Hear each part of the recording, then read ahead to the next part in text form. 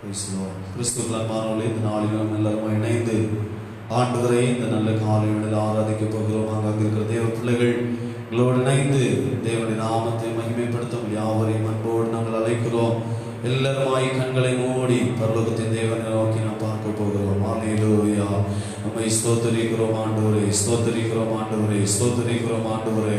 உம்மை நன்றியோடு ஸ்தோத்திரிக்கிறோம் ஆண்டவரே, ஸ்தோத்திரிக்கிறோம் ஆண்டவரே. தகப்பனே, உம்முடைய கிருபை உள்ள கரத்துக்காக ஸ்தோத்திரிக்கிறோம்.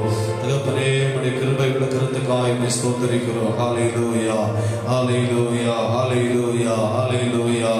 ஆவியானவரே உமக்கு நன்றி, ஆவியானவரே உமக்கு நன்றி. ஹல்லேலூயா. நம்முடைய இரக்கங்கள் பெரியவைகள், நம்முடைய காருண்யம் பெரியவைகள். நீங்களை நடத்துகிற விதங்களுக்காக ஸ்தோத்திரிக்கிறோம் ஆண்டவரே. இந்த காலவெளிகளுடைய ஆலயத்தில் கொண்டு வந்திருக்கிறீரே, ஸ்தோத்திரிக்கிறோம் ஆண்டவரே.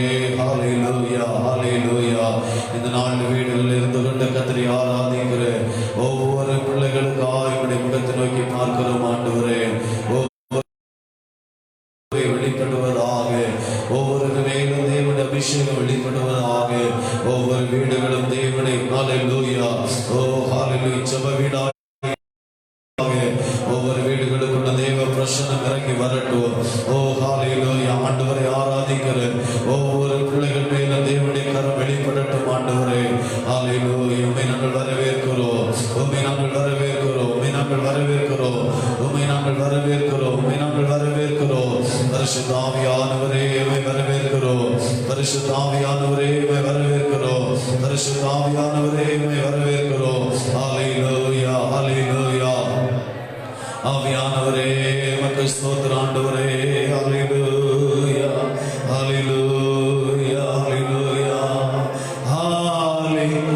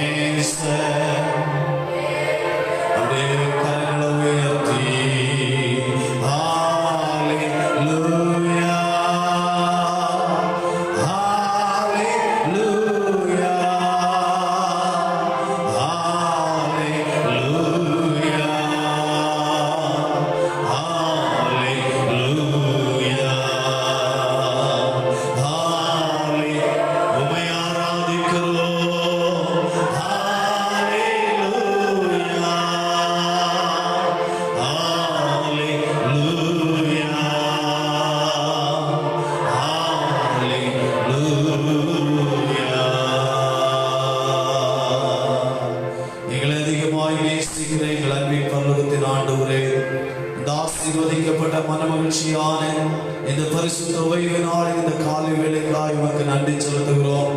இந்த 2020ஆம் ஆண்டை எங்கள் ஆண்டவர் எங்களுக்கு இலவசமாய் தந்து இந்த 6 மாதங்களும் ஆண்டவரே நாங்கள் இந்த உலகத்தில் வாழும்படிக்கு ஜீவனோடு சுகத்தோடு பலத்தோடு ஜீவனம் பண்ணும்படிக்கு ஆண்டவர் பாராட்டின கிருபைகளுக்காய் ஸ்தோத்திரம். இந்த 6வது மாதத்தின் ஆண்டவர் இந்த கடைசி ஓய்வு நாள் ஆண்டவரை ஆராதனைக்காய் உம்முடைய பாதத்தில் நாங்கள் வருகிறோம்.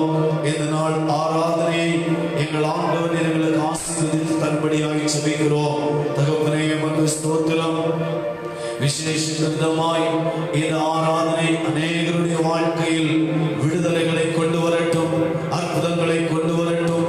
ஆண்டவரே உமக்கு ஸ்தோத்திரம். ஜெபங்களுக்கு பதிலை கொண்டு வர தேவரே உதவி செய்ய வேண்டும் என்று ஜெபிக்கிறோம்.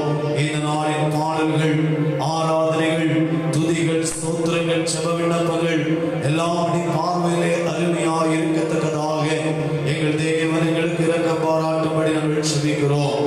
ஆண்டவரே இந்த நாளிலும் நல்ல ஆவிக்குரிய சத்தியத்தை எங்களோடு நீர் பேசும்படி ஜெபிக்கிறோம். உடைய வார்த்தைகளை கேட்டு அவைகளின்படி நாங்கள் நடக்க எங்கள் ஆண்டவர்களுக்கு உதவி செய்யும்படியாய் ஜெபிக்கிறோம். எங்களை தரை மட்டும் தாழ்த்துகிறோம். தொடர்ந்து கர்த்தர் பெரிய காரியங்களை செய்வீராக. ஆண்டவரே எங்களோடு ஆண்டவரே இந்த ஆன்லைனில் இணைந்திருக்கிற ஒவ்வொருவரையும் கர்த்தர் ஆசீர்வதிப்பீராக. ஒவ்வொரு மேலும் தேவ கிருபை வெளிப்படுவதாக. ஒவ்வொரு வீடுகளுக்குள்ளும் தேவ பிரசன்னம் வெளிப்படட்டும் என்று ஜெபிக்கிறோம். நாமத்தை மாத்திரம் மகிமைப்படுத்தும். தடைகள் எல்லாம் உடைத்து கர்த்தர் ஆசீர்வதியும். துதி கன மகிமை மக்கே நாங்கள் செலுத்துகிறோம். இயேசுவின் நாமத்தில் ஜெபிக்கிறோம். ஜெபம் கேளும் ஜீவனுள்ள பரலோக பிதாவே. ஆமென், ஆமென், ஆமென். அல்லேலூயா.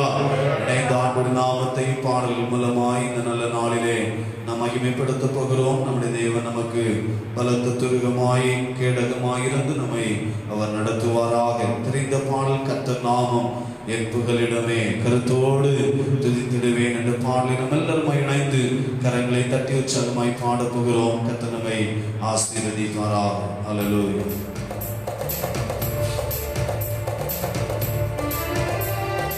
Jesus Lord. Hallelujah.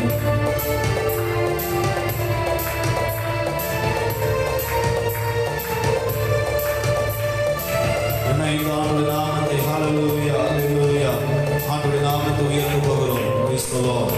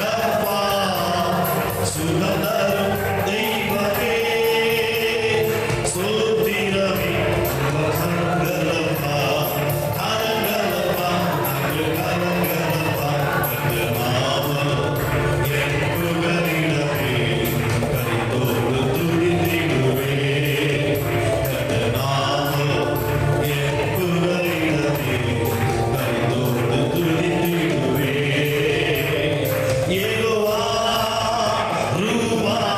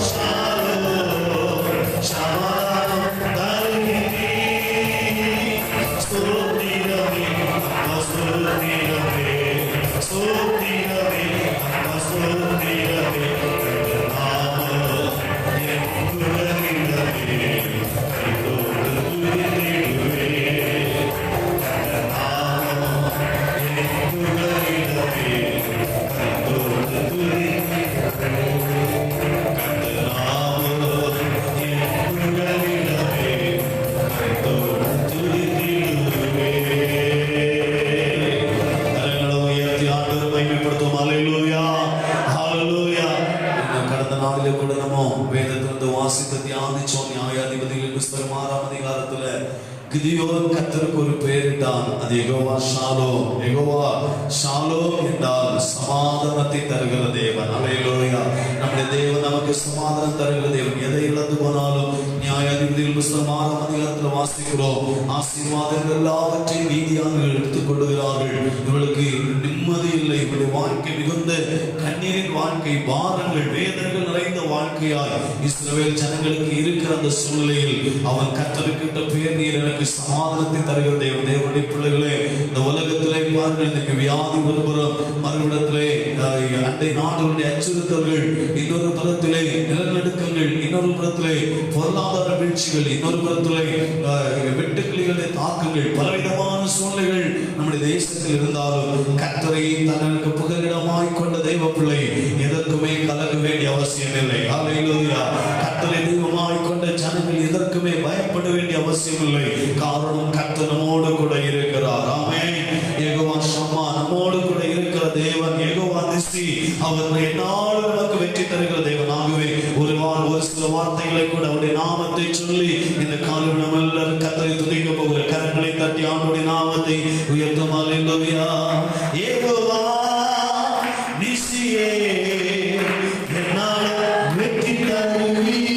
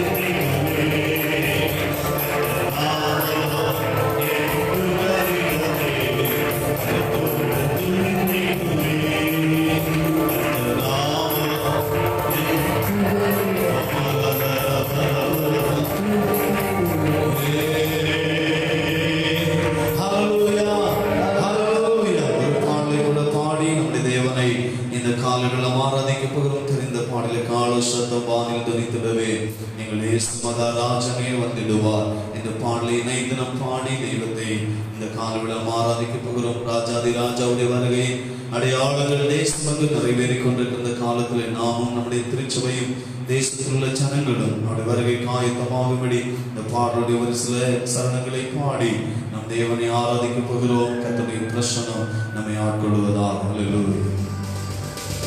Thank you Lord. உமக்கு நன்றி ஆண்டவரே. உமக்கு நன்றி ஆண்டவரே. ஹல்லேலூயா. Thank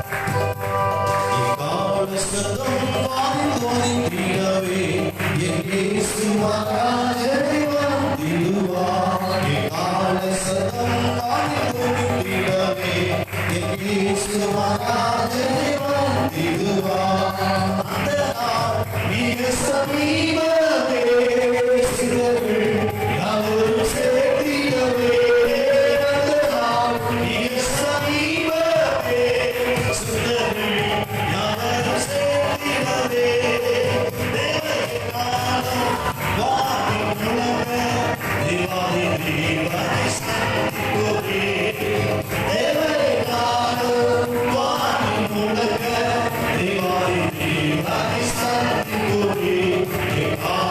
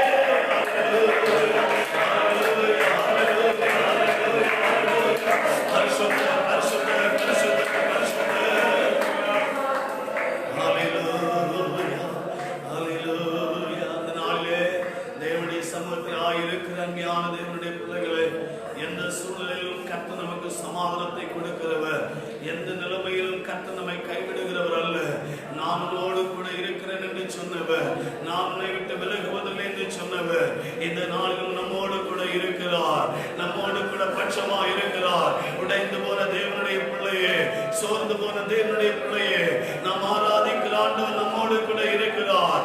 நாம் ஆராதிக்கிற தேவன் நமக்கு பட்சமா இருக்கிறார். கர்த்தர் நம்மோடு கூட இருக்கிறபடினாலே எவ்வளவு பெரிய பிரச்சனைகள் வந்தாலும், எவ்வளவு பெரிய போராட்டங்கள் வந்தாலும், பிரச்சனைகளை ஜெயிக்கிற தேவன் நம்மோடு கூட இருக்கிறபடினால் நீங்களும் ஜெயவீரர்களாய் மாறுகிறீர்கள். நீங்களும் ஜெயவீரர்களாய் மாறுகிறீர்கள். இந்த காலங்களை பிரச்சனைகளோடு வந்திருக்கலாம். நீங்கள் ஆராதிக்கிற தேவன் இந்த காலங்களில் ஒரு பிரச்சனைக்கான முடிவை கொடுக்க வேண்டி வந்திருக்கிறார். ஆராதிக்கிற தேவன் நம்முடைய பிரச்சனைகளுக்கு ஒரு முடிவை கொடுக்கிற தேவன். நல்ல தெய்வத்தை நம்ம எல்லாருமாய் இணைந்து அப்படியே கரங்களை உயர்த்தி ஆராதிக்க போகிறோம். ஹல்லேலூயா, ஹல்லேலூயா. எத்தனை பேரோடு ஆண்டவர் ஆராதிக்க முடியும்? அப்படியே நம்முடைய கரங்களை உயர்த்தி ஆராதிக்குமா? ஹல்லேலூயா,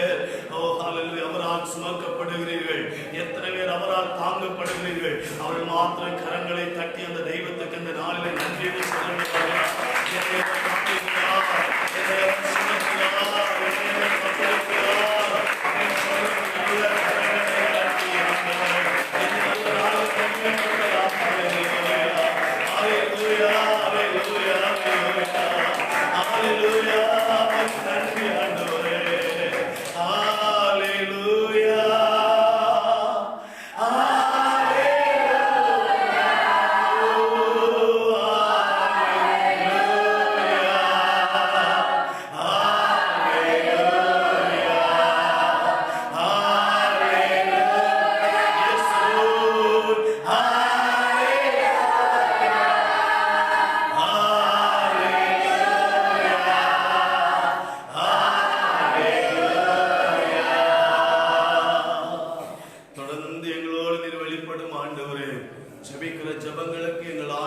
பதில் தருவீராக.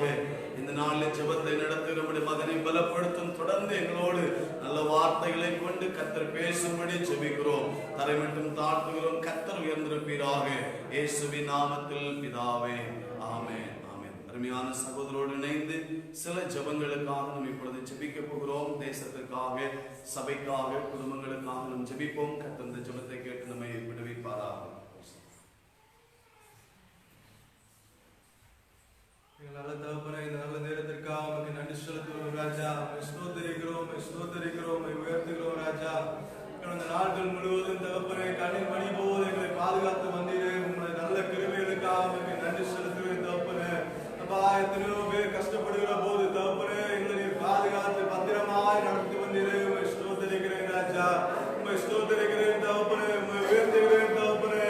அப்பா, உமக்கு நன்றி செலுத்துகிறோம் ராஜா. அப்பா, உமக்கு நன்றி தகப்பனே.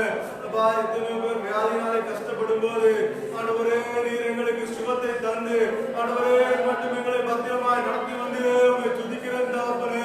அப்பா, உம்மை உயர்த்துகிறேன் தகப்பனே. ஸ்தோத்திரம் ஆண்டவரே, ஸ்தோத்திரம் ஆண்டவரே. ஸ்தோத்திரிக்கிறேன் ராஜா. அப்பா, உம்மை ஸ்தோத்திரிக்கிறோம் தகப்பனே. அப்பா, உம்மை ஸ்தோத்திரிக்கிறோம் ராஜா. உமக்கு நன்றி செலுத்துகிறேன் தகப்பனே. ஆண்டவரே உமக்கு நன்றி தகப்பனே. ஆண்டவரே உமக்கு நன்றி தகப்பனே.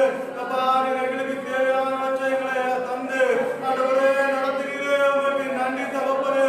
ஆண்டவரே நாளை காண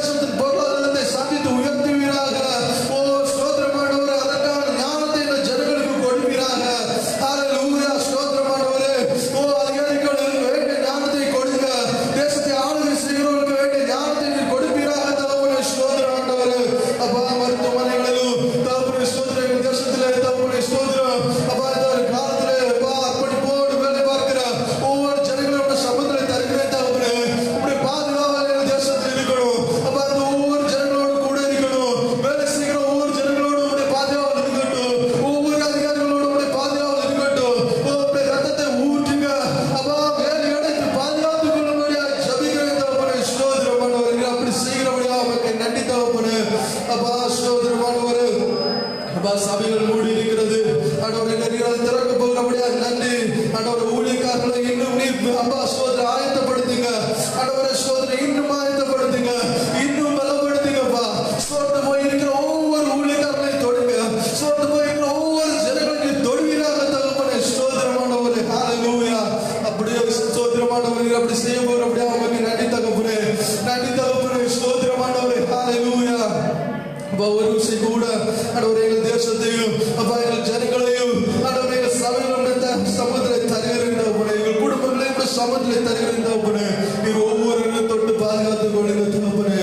ஆண்டவரே எங்களுக்கு என்ன தேவைகள் என்பது உமக்கு தெரியும் தகப்பனே.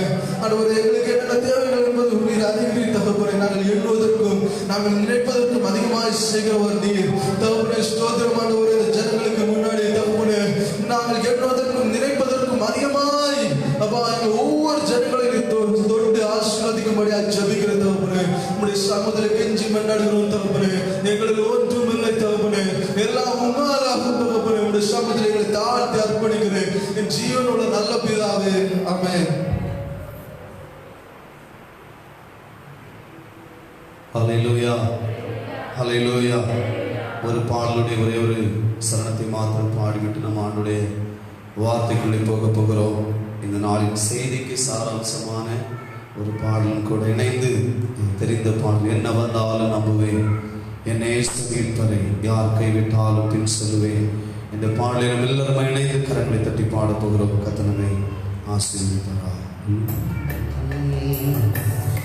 என்ன வந்தாலும் நம்புவேன், என்னை மீட்பரை யார் கைவிட்டாலும் பின் சொல்வேன். எனது இயேசுவை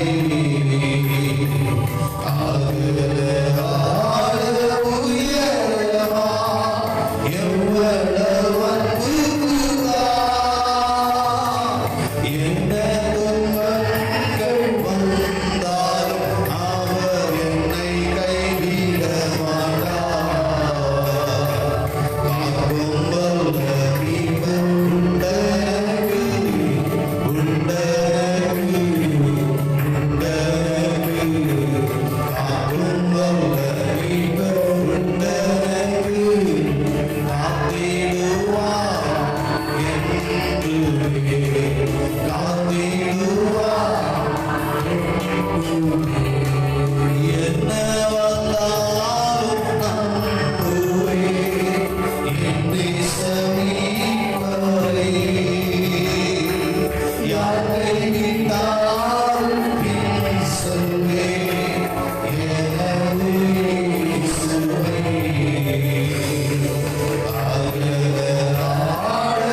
உயரமா எவ்வளவன் என்ன துன்பங்கள் வந்தாலும் அவர் என்னை கைவிட மாட்டார். காக்கும் வல்ல மீட்பர் உண்டனக்கு, உண்டனக்கு, உண்டனக்கு. காக்கும் வல்ல மீட்பர் உண்டனக்கு, காத்திடுவார் என்றுமே, காத்திடுவார் என்றுமே. ஹல்லேலூயா. ஒரே ஒரு ஜெப குறிப்புக்கு மாத்திரம் நம்ம ஜெபம் பண்ண போறோம். வரணை கன்னியாகுமரி மாவட்டத்தில் 400க்கும் அதிகமான இந்த வியாதியினால பாதிக்கப்பட்ட ஜனங்கள் இருக்கிறார்கள். அங்கே திருக்களெல்லாம் அடைக்கப்படுகிறது. கர்த்தர் நம்முடைய கன்னியாகுமரி மாவட்டத்தின் மேல் மனமிறங்கும்படி விசேஷமாய் நம்முடைய திருச்சபை பிள்ளைகள், அல்லேலூயா, நம்முடைய திருச்சபை சார்ந்த குடும்பங்களுடைய குடும்பங்கள், உறவினர்கள் எல்லாரையும் ஆண்டவர் இந்த வியாதிக்கு, இந்த பலவீனங்களுக்கு விலக்கி பாதுகாக்கும்படி கர்த்தருடைய வேதம் சொல்லுகிறது. எகிப்தியனுக்கும் இஸ்ரவேலுக்கும் வித்தியாசத்தை உண்டு பண்ணுகிற கர்த்தர் நம்முடைய கன்னியாகுமரி மாவட்டத்தை சுற்றிலும் ஒரு பாதுகாப்பினர் உண்டாயிருக்கும்படி காரணம் கர்த்தருக்காக மிஷனரிகளை அனுப்புகிற ஒரு மாவட்டம். அல்லேலூயா. அதிகமாய் மிஷனரி பணிகளுக்காய் தியாகமாய் கொடுக்கிற ஒரு மாவட்டம். ஆகவே கர்த்தர் நம்முடைய மாவட்டத்தின் மேல் மனமிறங்கும்படி எல்லாரும் கொஞ்ச நேரம் ஆண்டுடைய சமூகத்தில், ஆண்டவரே எங்கள் மாவட்டத்தில் கர்த்தருடைய வல்லமை இறங்கட்டும். ஆண்டவரே எங்கள் கன்னியாகுமரி மாவட்டத்தில் கர்த்தருடைய கரம் இறங்கட்டும். ஆண்டவரே ஆண்டவரே நாளுக்கு நாள் ஆண்டவரே இந்த வியாதியினுடைய தாக்கம் அதிகரித்துக் கொண்டிருக்கிறது. எங்களுடைய தேசத்தில் இருக்கிறதான பிள்ளைகளுக்கு ஒரு பாதுகாப்பை கர்த்தர் இந்த நாளில் உண்டாக்கும்படி நாங்கள் ஜெபிக்கிறோம். எல்லாரும் இணைந்து ஜெபம் பண்ணுவோமா? உண்டாக்குவீராக என்று நாங்கள் ஜெபிக்கிறோம். ஆண்டவரே எங்களுடைய பிள்ளைகள் வெளிநாடுகளிலே, வெளி மாநிலங்களிலே, வெளி மாவட்டங்களிலே வேலை நிமித்தமாய், பணி நிமித்தமாய், படிப்பு நிமித்தமாய் ஆண்டவரே காணப்படுகிறார்கள். அவர்கள் எல்லாரையும் கிருபையாய் நீ வேலை அடைத்து பாதுகாக்க வேண்டும். ஆண்டவரே ஹல்லேலூயா. நம்முடைய பிள்ளைகள் இருக்கிற இடங்களிலே தேவனுடைய பாதுகாப்பின் அரண் வெளிப்படட்டும் என்று ஜெபிக்கிறோம். யாருக்கு எங்களுடைய உறவினர்கள், ஆண்டவரே எங்களுடைய திருச்சபை பிள்ளைகள், ஆண்டவரே பிள்ளைகள் யாருக்கு அந்த வியாதிகள் தொடாதபடிக்கு கர்த்தருடைய வேலை அடைக்கப்படட்டும் என்று ஜெபிக்கிறோம். கர்த்தர் இந்த காலங்களில் செய்கிறதற்காய் நன்றி. ஆண்டவர் அப்படி செய்கிறதற்காய் நன்றி. ஆண்டவர் அப்படி செய்கிறதற்காய் நன்றி. எங்கள் ஆண்டவரே எங்களுடைய மாவட்டத்தின் மேல கர்த்தருடைய கரம் இறங்கட்டும் என்று ஜெபிக்கிறோம்.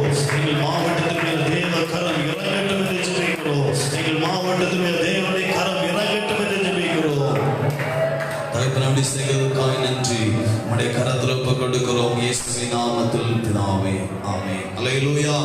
ஆண்டவருடைய பரிசுத்தமுள்ள நாமம் இந்த நல்ல பகல் வேளையிலே நம் மூலமாய் மகிமைப்படட்டும். இந்த கால வேளையிலும் கர்த்தருடைய வார்த்தை உங்கள் முன்பாக நான் கொடுப்பதிலே கர்த்தருக்குள் மகிழ்ச்சி அடைகிறேன். வேகமாய் ஒரு பெரிய செய்தி ஆனாலும் எவ்வளவு சுருக்கமாய் பேச முடியுமோ பேசி நான் ஆசீர்வதித்து கடந்து போக விரும்புகிறேன். வாசிக்கலாம். அப்போஸ்தலனாகிய யோவானுக்கு ஆண்டவர் வெளிப்படுத்தின விசேஷம் அதனுடைய 2ஆம் அதிகாரத்தின் 25வது 26வது வசனங்களை ஒரு வாசிக்க நாம் கேட்க போகிறோம். வெளிப்படுத்தல் 2ஆம் அதிகாரத்தின் 25, 26 வசனங்களை நாம் வாசிக்க கேட்போம். வெளிப்படுத்தல் 2ஆம் அதிகாரம் அதனுடைய 25, 26 வசனங்கள். உங்களுக்குள்ளதை நான் வருமளவும் பற்றிக் கொள்ளுங்கள். ஜெயம் கொண்டு முடிவறிந்தும் என் கிரியைகளை கை கொள்ளுகிறவன் எவனோ அவனுக்கு நான் என் பிதாவிடத்தில் அதிகாரம் பெற்றது போல ஜாதிகளின் மேல் அதிகாரம் கொடுப்பேன். கர்த்தருடைய பரிசுத்தமுள்ள நாமம் மகிமைப்படுவதாக. யாருக்கு இந்த வார்த்தை எழுதப்பட்டது? பரிசுத்த வேதாகமத்தில் 7 திருச்சபைகளை குறித்து ஆண்டவர் யோவானுக்கு வெளிப்படுத்தினார். ஒவ்வொரு திருச்சபைகளின் நிறைகளையும் கர்த்தர் பேசுகிறார். ஒவ்வொரு திருச்சபைகளின் குறைவுகளையும் கர்த்தர் பேசுகிறார். அப்படி பேசப்படுகிற திருச்சபைகளில் 4வது திருச்சபை தியத்தீரா திருச்சபை. இந்த தியத்தீரா திருச்சபை குறித்து தான் அப்போஸ்தலனாகிய யோவானை கொண்டு கர்த்தர் வெளிப்படுத்துகிறார். உங்களுக்கு உள்ளதை நாம் வருமளவும் பற்றிக் கொண்டிருங்கள். அருமையான தேவனுடைய பிள்ளைகளே, கிறிஸ்தவ வாழ்க்கை என்பது கர்த்தர் நம்முடைய கரத்தில் தந்ததை கடைசி வரைக்கும் பற்றிக் கொள்ளுகிற ஒரு வாழ்க்கை. ஆமென் சொல்லுங்க பாருங்கள். நம்முடைய வாழ்க்கையிலே ஜீவனோ மரணமோ எது நம்முடைய வாழ்க்கையில் நம்மை முந்தி சந்தித்தாலும் அந்த மரணத்துக்கு முன்பாய் ஜீவன் அந்த ஆண்டுடைய வருகைக்கு முன்பாய் நாம் கடந்து போவதற்கு நாம் அல்லேலூயா தேவன் நம்முடைய கரத்தில் தந்ததை நாம் பற்றிக் கொள்ளுகிறவர்களாய் காணப்பட வேண்டும். அருமையான தேவனுடைய பிள்ளைகளே, இன்னைக்கு அநேக தேவனுடைய பிள்ளைகள் ஆரம்பத்தில் சரியாய் ஓடுகிறார்கள், அதிகமான வேகமாய் ஓடுகிறார்கள். ரட்சிக்கப்பட்ட உடனே ஏதோ ஆண்டவருக்காக நான் செய்ய வேண்டும் என்று சொல்லி ஆண்டவருக்காய் பக்தி வைராக்கியமாய் ஓடுகிறார்கள். ஆனால் காலங்கள் செல்ல செல்ல செல்ல ஆண்டவருக்காய் ஓடின அநேக பரிசுத்தவான்கள் இன்றைக்கு அவர்கள் பற்றி கொண்டிருந்த அந்த விசுவாச வாழ்க்கையை விட்டு, பற்றி கொண்டிருந்த ஜெப ஜீவியத்தை விட்டு, பற்றி கொண்டிருந்த தேவனோடு இருந்த ஐக்கியத்தை விட்டு விழுந்து போய் இன்னைக்கு அநேகர் பின்மாறிக் கொண்டிருக்கிற அந்த காலத்தில் கர்த்தர் நம்மை பார்த்து சொல்லுகிறார், நான் வருமளவு உனக்குள்ளதை பற்றி கொண்டிருப்பாயாக. ஆமென் சொல்லுங்க பாருங்க. அல்லேலூயா. பொன்னுக்காகவோ மண்ணுக்காகவோ இந்த உலகத்தின் காரியங்களுக்காகவோ ஆண்டவர் நம்முடைய கரத்தில் தந்ததை நாம் ஒரு நாள் இழந்து விடக்கூடாது. நம்முடைய வாழ்க்கையிலே நெருக்கங்கள் இருக்கும், நம்முடைய வாழ்க்கையிலே கஷ்டங்கள் உண்டு, நம்முடைய வாழ்க்கையிலே பாரங்கள் உண்டு.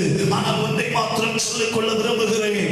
எத்தனை பாரங்கள் உபத்திரவங்கள் இருந்தாலும் ஆண்டவர் நம்முடைய கரத்தில் தந்த பொக்கிஷத்தை நாம் காத்துக் கொள்வோம் என்றால் கர்த்தரால் ஆசீர்வதிக்கப்பட்டவரே உள்ளே வாரும் என்று சொல்லி அந்த நித்திய ராஜ்யத்தில் நமக்காக ஒரு கை வேலை இல்லாத ஒரு வீட்டை அவர் கட்டிக் கொண்டிருக்கிறார். அந்த வீட்டிலே அவர் நம்மை கொண்டு சேர்க்க அவர் போதுமானவராய் இருக்கிறார். ஆண்டவருடைய பரிசுத்தமுள்ள நாம மகிமைப்படுவதாக. இந்த தியத்தீரா சபையை குறித்து அவர் என்ன சொல்லுகிறார் பாருங்கள். அவர் முதலாவது அவர்கள் செய்த காரியங்களை அவர் அங்கே விளக்கி காண்பிக்கிறார். 19ஆம் 20ஆம் 19ஆம் வசனம் சொல்லுகிறது, உன் கிரியைகள் ஆரம்பத்தில் அவர்களுக்கு ஆண்டவர் கொடுத்தது என்ன? நற்கிரியைகள் செய்கிறவர்களா இருந்தார்கள், அன்புள்ளவர்களா இருந்தார்கள், அவர்கள் ஊழியம் செய்கிறவர்களா இருந்தார்கள், விசுவாசம் உள்ளவர்களா இருந்தார்கள், பொறுமை உள்ளவர்களா இருந்தார்கள். ஆகவே ஆண்டவர் அவளை பார்த்து மெச்சிக் கொள்ளுகிறார். நான் ஆரம்பத்தில் உங்களுக்கு தந்ததை நீங்கள் காத்துக் கொண்டு வந்தது உண்மை, இவைகளெல்லாமே உங்களிடத்தில் இருக்கிறது உண்மை. ஆனால் 20ஆம் வசனத்தில் சொல்லுகிறார், ஆகிலும் உன் பேரில் எனக்கு குறைவது என்னவென்றால், தன்னை தீர்க்கதரிசி என்று சொல்லுகிற இஸ்ரவேல் என்னும் ஸ்திரீயானவள் என்னுடைய ஊழியக்காரர்கள் வேசித்தனம் பண்ணவும் விக்கிரகங்களுக்கு படைத்ததை புசிக்கவும் போதித்தாள். அவர்களை வஞ்சிக்கும்படிக்கு நீ அவைகளுக்கு இடம் கொடுத்தாய். பாருங்கள், அந்த 19ஆம் வசனத்திலே அவருடைய நற்கிரியைகளை காண்பித்த ஆண்டவர் இப்பொழுது சொல்கிறார் 20ஆம் வசனத்திலே, நீ விழுந்து போனாய். சபை என்பது விழுந்து போகக்கூடியதல்ல, விசுவாச வாழ்க்கை என்பது விழுந்து போகக்கூடியதல்ல, கிறிஸ்தவ வாழ்க்கை என்பது விழுந்து போகக்கூடியதல்ல. கிறிஸ்தவ வாழ்க்கை என்பது கடைசி வரைக்கும் நாம் பற்றிக் கொள்ளுகிற ஒரு வாழ்க்கை. அல்லேலூயா, ஆமென் சொல்லுங்க பார்க்கலாம்.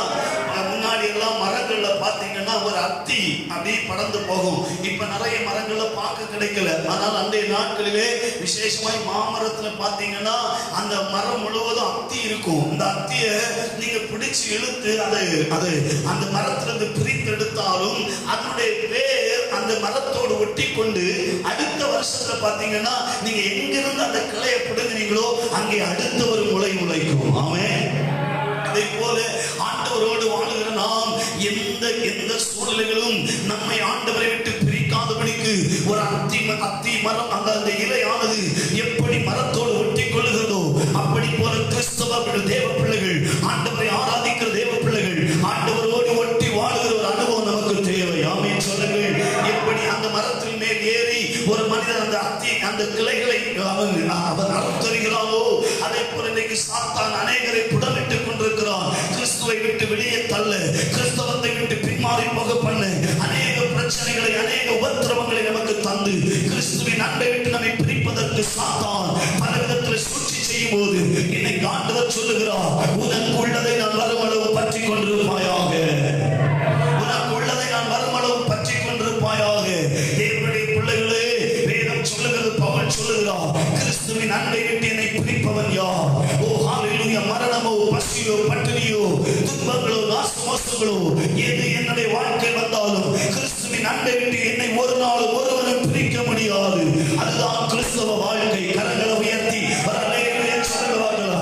கிறிஸ்தவ வாழ்க்கை என்பது ஏதோ உங்களுடைய வாழ்க்கையில் நீங்கள் ஜெபித்ததெல்லாம் கிடைத்தவுடனே வாழுகிற வாழ்க்கையில் ஜெபித்து கிடைக்காவிட்டாலும், நீ எதிர்பார்த்து கிடைக்காவிட்டாலும், நீங்கள் வாஞ்சித்து நடைபெறாவிட்டாலும் கிறிஸ்தவ வாழ்க்கை என்பது கர்த்தருக்காய் முடிவுரைந்த சாட்சியாய் நிற்பது உண்மையான ஒரு கிறிஸ்தவ வாழ்க்கை. அல்லேலூயா, ஆண்டவருடைய நாமம் மகிமைப்படுவதாக. அவர் சொல்லுகிறார், பாருங்கள், நான் வரும் அளவும் உனக்குள்ளதை பற்றி கொண்டிருப்பாயாக. அருமையான தேவனுடைய பிள்ளைகளே, நாம் கடைசி வரைக்கும் ஆண்டவர் நமக்கு தந்ததை நாம் பற்றி கொள்ள வேண்டும் என்று கர்த்தர் விரும்புகிறார். கவனிங்கள், இந்த தியத்தீரா சபை எதை பற்றி கொள்ளவில்லையா? கவனிங்கள், 24ஆம் வசனத்தை கொஞ்சம் வாசிக்கும் போது, தியத்தீராவிலே இந்த போதகத்தை பற்றி கொள்ளாமல் சாத்தானுடைய ஆழங்கள் என்றும் அவர்கள் சொல்லுகிறார்களே, அந்த ஆழங்களை அறிந்து கொள்ளாமல் இருக்கிற மற்றவர்களாகிய உங்களுக்கு நான் சொல்லுகிறது, உங்களுக்கு மேல் வேறொரு பாரத்தை நான் வைக்க விரும்பவில்லை. அவர் சொல்லுகிறார், சபை என்பது சத்தியத்தை விட்டு விலகி போய்விட்டது, சபை கர்த்தருடைய உபதேசத்தை விட்டு விலகி போய்விட்டது. அநேக தேசத்திலே, நம்முடைய தேசத்திலே, இந்திய தேசத்திலே, ஏன் சொல்ல போனால் நம்முடைய தமிழகத்திலே இன்னைக்கு சத்தியத்தை விட்டு விலகி போகிற கூட்டங்கள் ஏராளம் ஏராளம், சத்தியத்தை புரட்டுகிற புரட்டங்கள் ஏராளம் ஏராளம், உபதேசங்கள் எல்லாம் இன்னைக்கு தங்களுடைய சுய மாம்சத்துக்கு ஏற்றபடி மாறிக்கொண்டிருக்கிற காலகட்டத்தில் நாம் வாழ்ந்து கொண்டிருக்கிறோம். அப்படித்தான் தியத்தீரா சபையும் இருந்தது. சபைக்குள்ளே அன்பு இல்லாமல் இல்லை, சபைக்குள்ளே விசுவாசம் இல்லாமல் இல்லை, சபைக்குள்ளே ஹalleluya கிரியைகள் இல்லாமல் இல்லை, ஆனால் சபைக்குள்ளே உபதேசமும் இல்லை. ஹalleluya, வேதம் சொல்கிறது, அவர்கள் போதகத்தை பற்றி கொள்ளாமல் சாத்தானுடைய ஆழங்களுக்குள் போய்விட்டார்களாம். ஆகவே தான் யோவானுக்கு ஆண்டவர் சொல்லுகிறார், சபையே நான் வரப்போகிறேன், நான் வரும் அளவும் சபை உங்களுக்குள்ளதை பற்றி கொண்டிருப்பீர்களாக. இன்னைக்கு நான் பேச போகிற தலைப்பு பற்றிக் கொள்ளுங்கள், பற்றிக் கொள்ளுங்கள். வேதம் சொல்லுகிறது, குமாரன் கோபம் கொள்ளாமலும் நீங்கள் வழியில் அழியாமல் இருக்கும்படிக்கு அவரை அண்டிக் கொள்ளுங்கள், அவரை பற்றிக் கொள்ளுங்கள். கொஞ்ச காலத்தில் நம்முடைய கோபம் பற்றி எரியும். அவரை அண்டிக் கொண்டவர்கள் பாக்கியவான்கள். எத்தனை பேர் பாக்கியவான்களா இருக்கிறீர்கள்? கரவியத்தை கர்த்தரை மகிமைப்படுத்தலாமா? சங்கீதம் 2ஆம் சங்கீதம் இப்படித்தான் சொல்லுகிறது, என் ஆண்டவருடைய கோபம் தேசத்தில் பற்றி எரிய போகிறது. என் ஆண்டவருடைய கோபம் தேசத்தில் பற்றி எரிந்து கொண்டிருக்கிறது. இந்நாட்களில் அவரை பற்றி கொண்டவர்கள் பாக்கியவான்கள். ஆகவே இந்த காலங்களிலே கர்த்தர் நம்மோடு பேசுகிற வார்த்தை, பற்றி கொள்ளுங்கள், பற்றி கொள்ளுங்கள். எதற்காகவோ ஆண்டவரை விட்டு விடாதிருங்கள். ஏதோ ஒரு சூழ்நிலையில் ஆண்டவரை விட்டு விடாதிருங்கள். எத்தனை சூழ்நிலைகள் வந்தாலும், எத்தனை பிரச்சனைகள் நம்முடைய வாழ்க்கையில் ஒன்று மாறி ஒன்று வந்தாலும், நாம் பற்றி கொள்ள வேண்டிய ஒரே ஒரு வாழ்க்கை என் ஆண்டவரோடு நடக்கிற ஒரு வாழ்க்கை. அல்லேலூயா. கர்த்தருடைய நாமம் மகிமைப்படுவதாக. நீங்களும் நானும் அவர் வரும் அளவும் பற்றி கொண்டிருப்போம் எனால் சில ஆசீர்வாதங்களை கர்த்தர் நமக்கு வைத்திருக்கிறார். வேகமாய் சொல்லிவிட்டேன், செய்திக்குள்ளே நான் போக விரும்புகிறேன். வேதம் சொல்லுகிறது பாருங்கள், 2ஆம் அதிகாரத்தில் 26ஆம் வசனம் சொல்லுகிறது, நான் 25ஆம் வசனம் சொல்லுகிறது, நான் வரும் அளவும் உங்களுக்கு உள்ளதை பற்றி கொண்டிருங்கள். 26ஆம் வசனம் சொல்லுகிறது, ஜெயம் கொண்டு முடிவு பரியந்தம் என் கிரியைகளை கை கொள்ளுகிறவன் எவனோ அவனுக்கு நான் என் பிதாவிடத்தில் அதிகாரத்தை பெற்றது போல ஜாதிகளின் மேல் அதிகாரத்தை கொடுப்பேன். ஆண்டவருடைய பிள்ளைகளே, கர்த்தர் நமக்கு தந்ததை நாம் பற்றி கொள்வோம் எனால் கர்த்தர் இந்த தேசத்தில் நம்மை அதிகாரியாய் உயர்த்துகிறார்.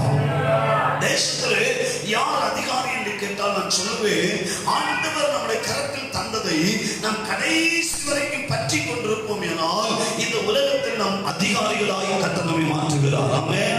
வேதம் சொல்லுகிறது, அவர் பிதாவிடத்தில் அதிகாரத்தை பெற்றது போல நானும் அந்த அதிகாரத்தை உங்களுக்கு கொடுப்பேன். வேதம் சொல்லுகிறது 27ஆம் வசனத்திலே, அவன் இரும்பு கோலால் அவர்களை ஆளுவார். அவருடைய மண்டபங்களை, அவர்கள் மண் பாண்டங்களைப் போல நொறுக்கப்படுவார்கள்.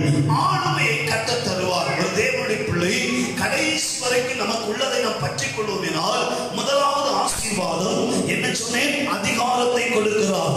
இரண்டாவது ஆசீர்வாதம் ஆளுமையை கொடுக்கிறார். அல்லேலூயா. நம்ம ராஜாவோட கூட ஆளுகை செய்ய போறோம். அல்லேலூயா. அதனால பக்தன் இப்படி பாடுறார், சேர்ந்து பாடுவான், ராஜாக்களும் நாங்களே, ஆசாரியர்களும் நாங்களே, ராஜாக்களும் நாங்களே,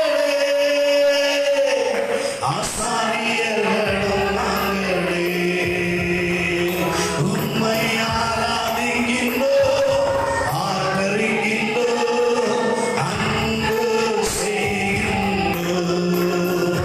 உம்மை ஆராதிக்கின்றோம், ஆதரிக்கின்றோம்,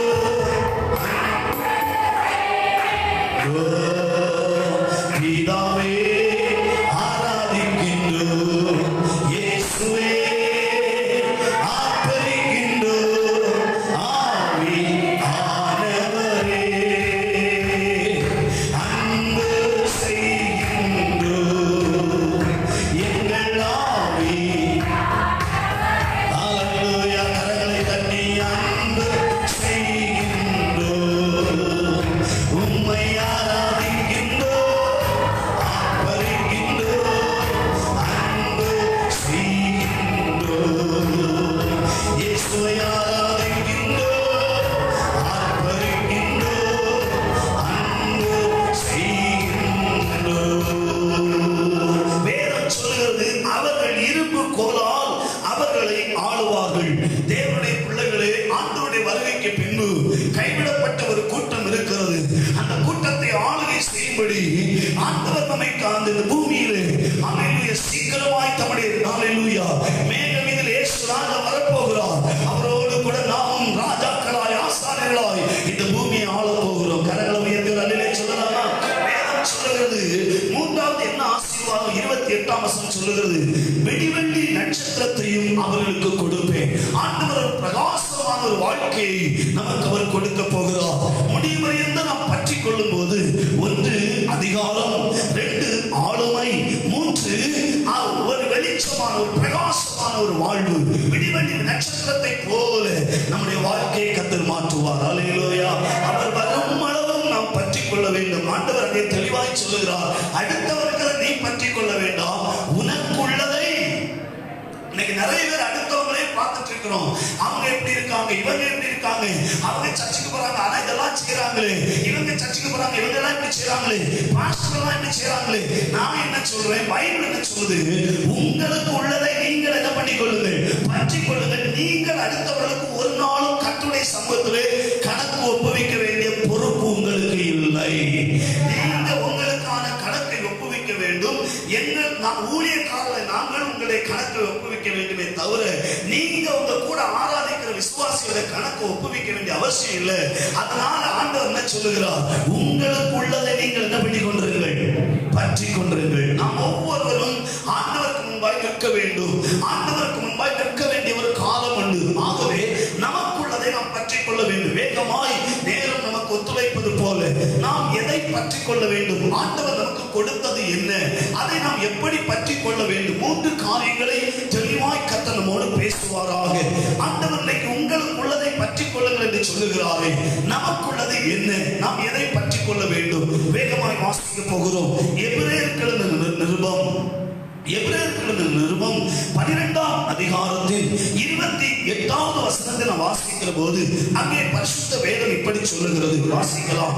ஆதலால் அசைவில்லாத ராஜ்யத்தை பெறுகிறவர்களாகி நாம் பயத்தோடும் பக்தியோடும் தேவனுக்கு பிரியமான ஆராதனை செய்யும்படி கிருபையை பற்றி கொள்ள கடவோம். முதலாவது ஆண்டவர் நம்முடைய சபையை பார்த்து பற்றி கொள்ளுங்கள் என்று சொல்லுகிறாரே. எதை பற்றி கொள்ள சொல்லுகிறார்? கிருபையை பற்றி கொள்ள சொல்லுகிறார். ஆமென். கடைசி வரைக்கும் ஒரு ஆவிக்குரியவன் கிருபையில தான் வளரணும். ஆமென் சொல்லுங்க, அல்லேலூயா சொல்லுங்க. இன்னைக்கு அநேகர் எதிர வளர்கிறார்கள், தங்களுடைய தாளந்துகளில் வளர்கிறார்கள். தங்களுக்கு இருக்கிற ஒரு வேலை பாட தெரியும்னா பாட்டுல பெரிய ஆளாகிறாங்க, பிரசங்கம் பண்ண தெரிஞ்சுன்னா பிரசங்கத்துல பெரிய ஆளாகிறாங்க. ஒரு நிர்வாகத்தை, சபை நிர்வாகத்தை நடத்த தெரியுமானால் நிர்வாகத்தை சரியாய் நடத்துகிறார்கள். ஆனால் திறமையின் அடிப்படையில் அல்ல, வேதம் சொல்லுகிறது கிருபை வந்து இருக்குமேனால் அந்த கிருபை நாம் பற்றி கொள்ளுகிறவர்களாக இருக்க வேண்டும். கிருபை இல்லாம அந்த உலகத்துல மனிதன் பாருங்கள், உலக பிரகாரமான மனுஷன் எப்படி வேணாலும் வாழலாம். அந்த ஒரு ஆவிக்குரியவன் கிருபை இல்லாமல் வாழ முடியாது. ஆமென். கிருபை இல்லாம இந்த உலகத்துல ஒரு நிமிஷம் கூட வாழ முடியாது. அதனால்தான் சங்கீதக்காரன் சொல்ல, ஆண்டவரே என் ஜீவனை பார்க்கிலும் உம்முடைய கிருபை நல்லது. ஆண்டவர் இந்த உலகத்துல நாம் வாழ, இந்த ஜீவன் உயிரோடு வாழலாம் அப்படின்னா உங்க கிருபை மட்டும்தான் வேணும் ஆண்டவரே. ஆகவே இந்த நாள்ல நான் உங்க சபைக்கு தாழ்மையை சொல்லுகிறேன், நீங்க எதை இழந்து போனாலும் கர்த்தருடைய சிரசின் வைத்த கிருபை இழந்து விடாதீர்கள். கர்த்தருடைய சிரசின் தந்திருக்கிற கிருபை இழந்து விடாதீர்கள். கிருபையை பற்றி கொள்ளுங்கள். இந்த கிருபையை பற்றி கொள்ளுங்கள் என்று சொல்லுகிறார். அதுக்கு முன்ன அந்த வசனத்தினுடைய அந்த கடைசி பகுதி வாசிக்கும் போது தேவ பக்தி பயத்தோடும் பக்தியோடும் தேவனுக்கு பிரியமான ஆராதனை செய்யும்படி. எதற்கு இந்த கிருபையை கர்த்தர் பற்றி கொள்ள சொல்லுகிறார்? தேவன் விரும்புகிறபடி, தேவன் எதிர்பார்க்கிறபடி, பயத்தோடும் நடுக்கத்தோடும் தேவன் விரும்புகிறபடி அவருக்கு ஆராதனை செய்வதற்கு நமக்கு தேவை கர்த்தருடைய கிருபை மாத்திரமே. அல்லேலூயா. இந்த காலையில தேவ சமூகத்தில் இருக்கிற தேவனுடைய பிள்ளைகளே, அன்பாய் உங்களுக்கு நான் சொல்லுகிறேன், கிருபையை பணம் கொடுத்து வாங்க முடியாது. கிருபையை ஏதோ ஒரு கிரயத்தை செலுத்தி பெற்றுக் கொள்ள முடியாது. கிருபை இலவசமாய் கிடைக்கிறது. அந்த கிருபையை நாம் பற்றி கொள்ள வேண்டும். ஆமென். கைகளை உயர்த்தி ஆமென் சொல்லிக் கொள்ளுங்கள். கரங்களை உயர்த்தி ஆமென் சொல்லுங்க. மனுஷனுக்கு முன்னாடி நிற்க தேவை கிருபை, ராஜாக்களுக்கு முன்னாடி நிற்க தேவை கிருபை, கர்த்தருக்கு முன்னாடி நிற்க தேவை கிருபை, ஆராதனை செய்வதற்கு தேவை கிருபை, இந்த பூமியில வாழ்வதற்கு தேவை கிருபை. எல்லாவற்றுக்கும் தேவை தேவை தேவை தேவை கிருபை. அந்த கிருபையை கர்த்தர் நமக்கு தந்திருக்கிறார். அந்த கிருபையை கடைசி வரைக்கும் பற்றிக் கொள்ள வேண்டும் என்று கர்த்தர் விரும்புகிறார். கிருபையை பற்றிக் கொள்ளுங்கள். நான் வருமளவு உங்களுக்குள்ளதை பற்றிக் கொள்ளுங்கள் என்று சொன்னாலே எது தெரியுமா? கிருபையாய் ரட்சிக்கப்பட்டிருக்கிறீர்களே, கிருபையாய் சபையிலே கர்த்தரை ஆராதிக்கிறீர்களே, அந்த கிருபையை நீங்கள் பற்றிக் கொள்ளுங்கள். வேதம் சொல்லுகிறது பாருங்கள். அல்லேலூயா. வேதம் சொல்லுகிறது பாருங்கள். வாசிக்கும் போது சங்கீதம் 63 சங்கீதம் சொல்லுகிறது, ஜீவனை பார்க்கிலும் கிருபை நல்லது. சங்கீதம் 94:18 சொல்லுகிறது, உங்க கிருபை ஆண்டவரே ஒவ்வொரு நாளும் தாங்குகிறது. என் கால்கள் சறுக்குகிறது என்று சொல்லும் போது உங்களுடைய கிருபை என்னை தாங்குகிறது. ஒன்று கிருபை நல்லது, இன்னொன்று என்று கிருபை தாங்குகிறது.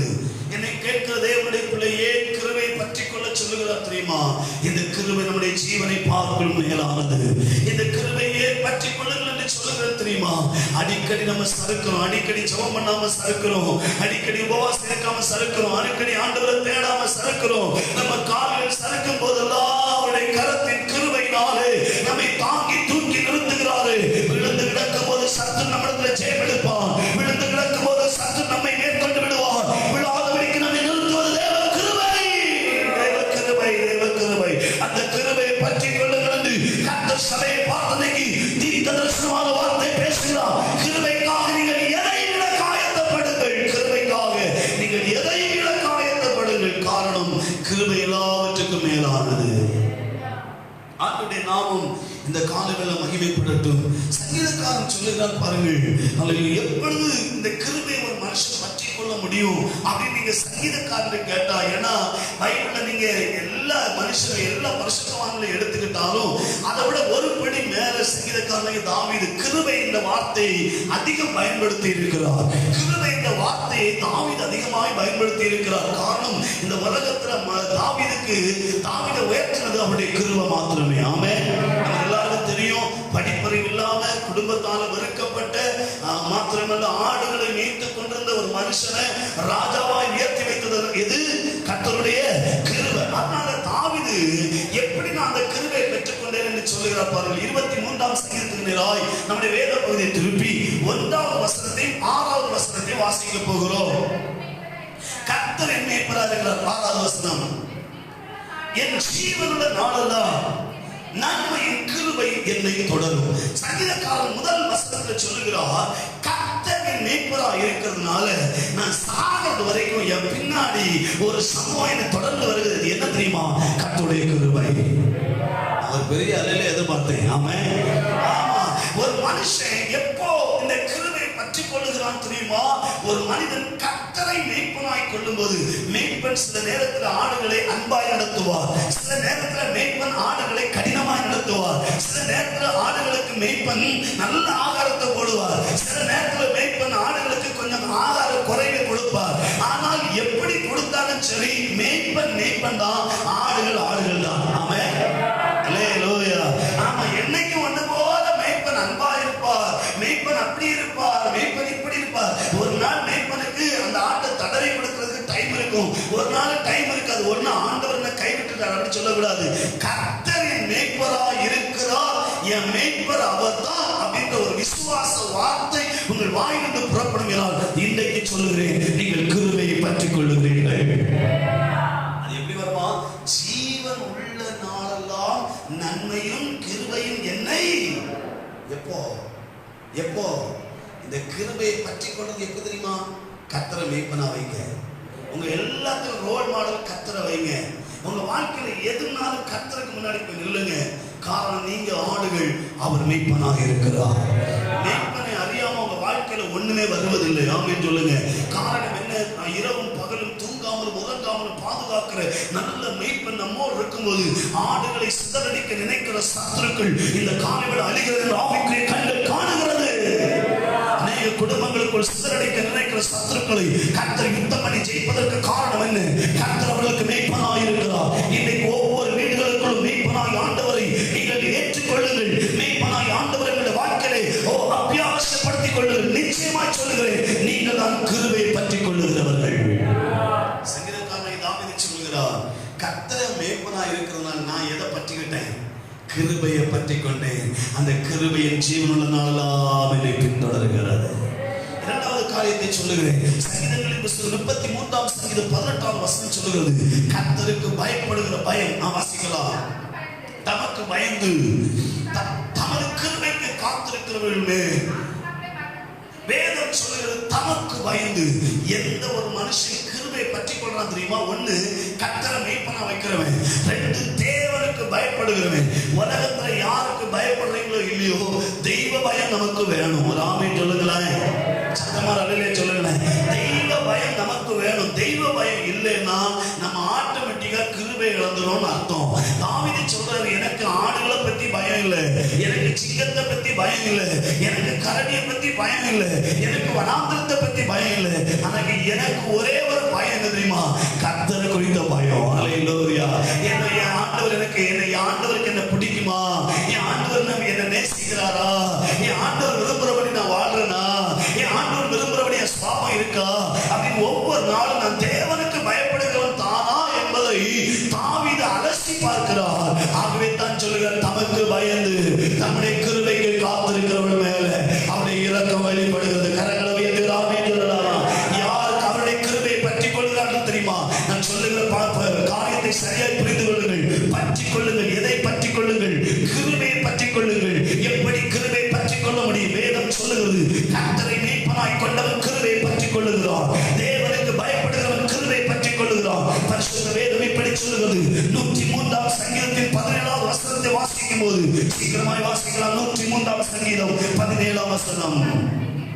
அவருடைய கிருபையோ அவர்களுக்கு பயந்தவர்கள் மேலும். வேதம் சொல்லுகிறது, அவருடைய கிருபை யாருக்கு அவர் கொடுக்கிறாரா? அவருக்கு பயந்தவர்களுக்கு கொடுக்கிறாரா? அல்லேலூயா. இந்த வாழ்க்கையில ஒரு பயம் வேணும். எப்போதும் கர்த்தரை பார்க்கிறார், கர்த்தர் என்னோடு கூட இருக்கிறார், கர்த்தர் என்னுடைய காரியங்களை அலசி கொண்டிருக்கிறார்.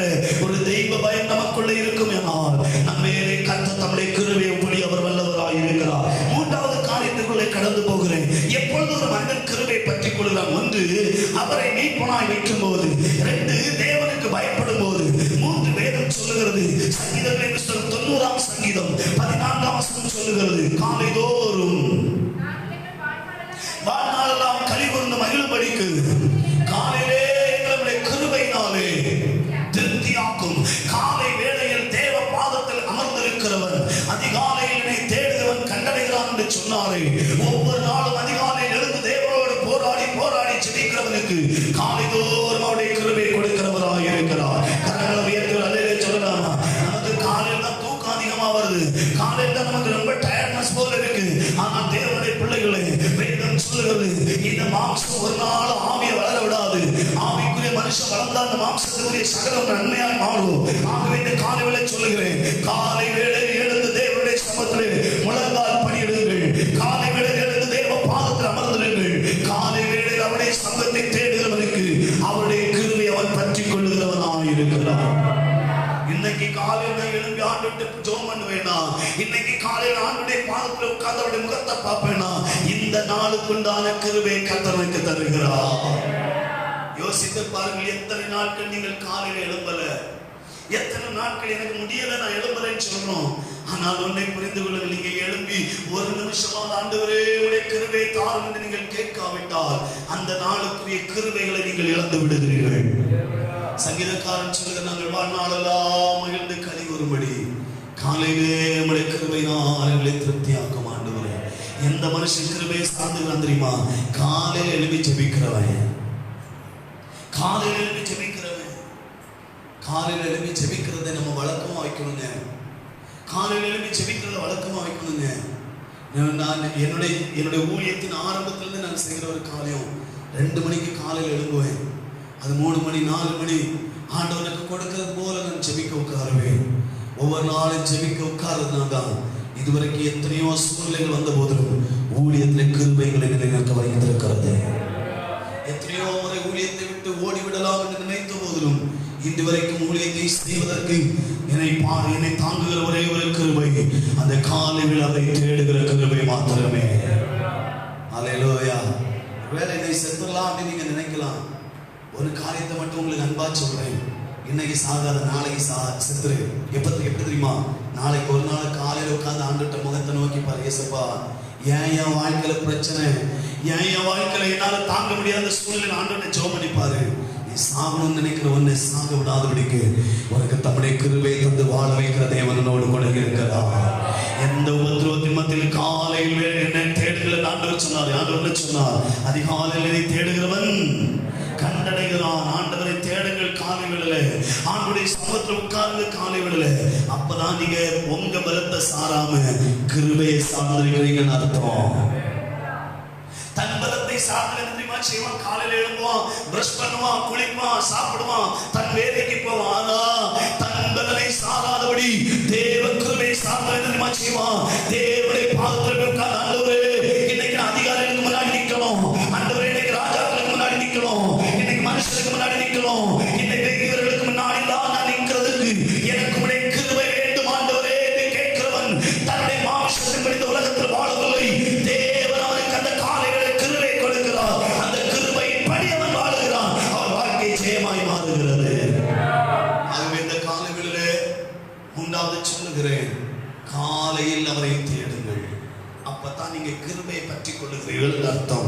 நான்காவது சொல்லுகிறேன், நீதிமொழிகள் புத்தகம் 3:34 சொல்லுகிறது, தாழ்மை உள்ளவர்களுக்கு அவர் கிருபை கொடுக்கிறார். யார் கிருபை பற்றி கொள்கிறவர்கள் தெரியுமா? ஒருவேளை ஒரு பெரிய காரியத்தை நீங்க செய்து முடிச்சிருக்கலாம், அதை நான் செஞ்சேன்னு சொல்லாம ஆண்டவருக்கு செய்ய ஞானம் கொடுத்தா, ஆண்டவருக்கு செய்ய பலன் கொடுத்தா, இந்த குடும்பத்தை நடத்துறதுக்கு ஆண்டவர் தான் எனக்கு ஞானம் தந்தாருன்னு எப்பொழுது உங்களை நீங்கள் தாழ்த்த ஆரம்பிக்கிறீங்களோ அப்பொழுது நீங்கள் எதை சார்ந்து நிற்கிறீங்க தெரியுமா? கிருபையை பற்றிக் கொள்ளுகிறீர்கள். கரங்கள் உயர்த்து ஆமென் சொல்லுங்க. என்னோட ஆண்டவர் பேசுறான்னு சொல்லுங்க, மாத்திரம் ஒரு ஆமென் சொல்லுங்க பார்ப்போம். கிருபையை பற்றி கொள்ளும் என்ன தெரியுமா செய்வான்? எப்போவுமே தன்னை தாழ்த்துவான். ஜெபத்திலும் ஆராதனையிலும் தேவனை தேடுவதிலும் தேவனுக்கு கொடுப்பதிலும் தேவனுக்காய் வாழுவதிலும் எப்போதும் தன்னை தாழ்த்துகிறவனாய் இருப்பான். அவன் தான் கிருபையை பற்றி கொள்ளுகிறவன். உங்களுக்குள்ளதை நான் வருமளவு பற்றி கொள்ளுங்கள் என்று சொன்னாரே, உங்களுக்குள்ளது என்ன தெரியுமா? தேவனுடைய கிருபை. தேவனுடைய கிருபை. இரண்டாவது காரியத்துக்குள்ள வேகமாய் கடந்து போகிறேன். எனக்கு விளப்பதற்கு நேரம் இல்லை, நமக்கு நேரம் முடிய போகுது. சீக்கிரமாய் 2 காரியத்தை சொல்லி என்னுடைய வார்த்தை முடிக்கிறேன். இரண்டாவது காரியமாக நாம் எதை பற்றி கொள்ள வேண்டும்? ஆண்டவர் நமக்கு தந்திருக்கிறது என்ன? வாசிக்கலாம். 1 தீமோத்தேயு புத்தகம் 1 தீமோத்தேயு புத்தகம் 1ஆம் அதிகாரத்தினுடைய 9வது வசனத்தை நாம் வாசிக்க கேட்போம். 1 தீமோத்தேயு புத்தகம் 1ஆம் அதிகாரத்தினுடைய 9வது வசனம்.